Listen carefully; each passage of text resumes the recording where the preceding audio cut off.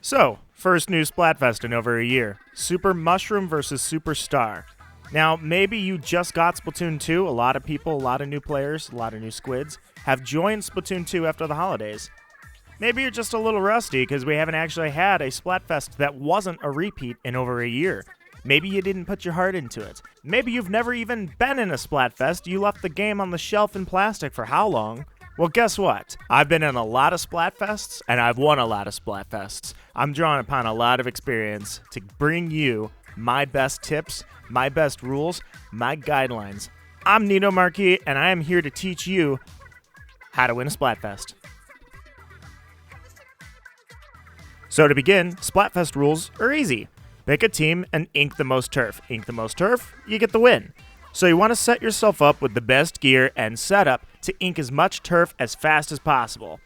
So first step, go into your options. Go to the controls, set those controls to sticks, not motion. Motion controls, forget them. They don't make sense. You aim like you're inebriated 24/7 and you're always one sneeze away from catastrophe.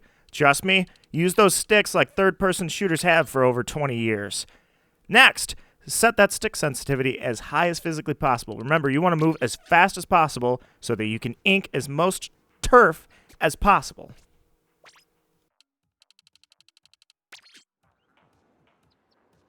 Next up for your setup, your gear. Your gear is important. You want to make yourself look the coolest. Grab the gear that looks the best with that Splatfest tee that you're pridefully wearing around to represent. Pick something sick, then load it up with ability chunks. Remember, the key here is turf, turf, turf.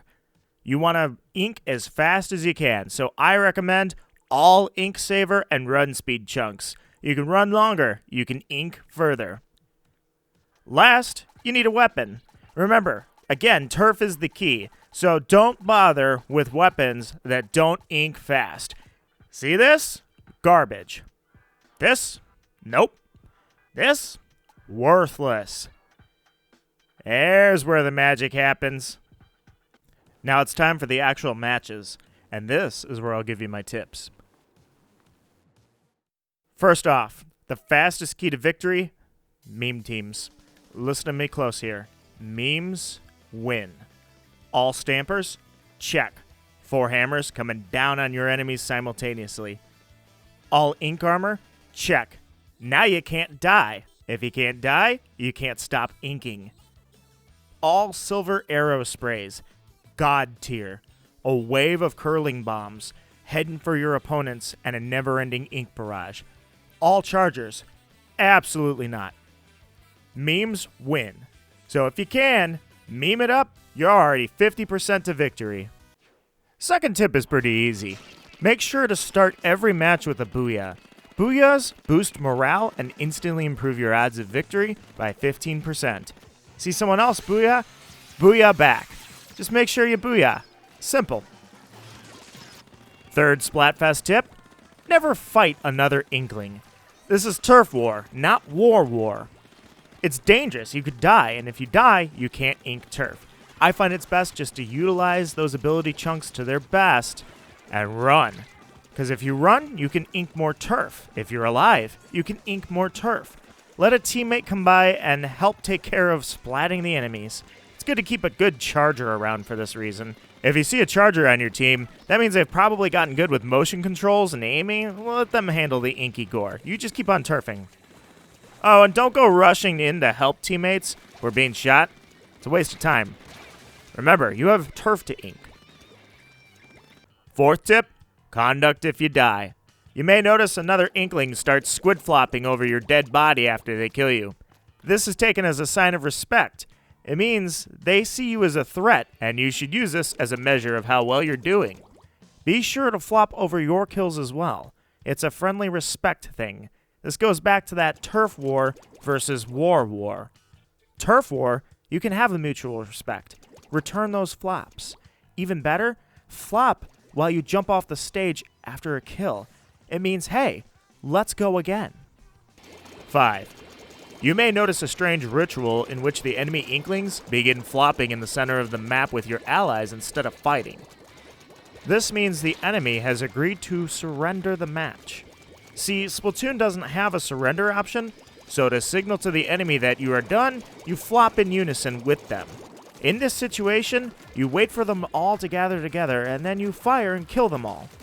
This is because they want to return to their base together as a team.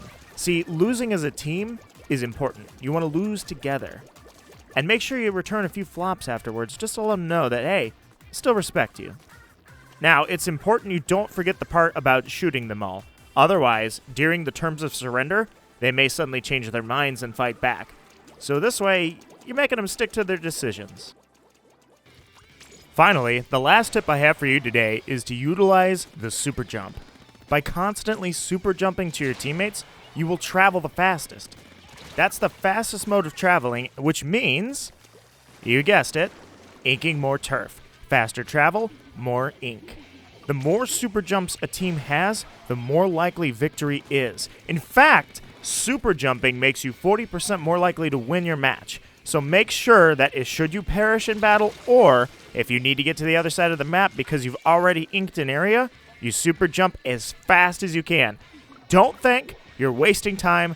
Hit that button and go. If you hesitate, you lose time. And there you have it. Top tips on how to win a Splatfest from someone who's won over 5 Splatfests. I wish you luck on whichever team you pick, and remember, just in case things aren't going well, Salmon Run is open during Splatfest.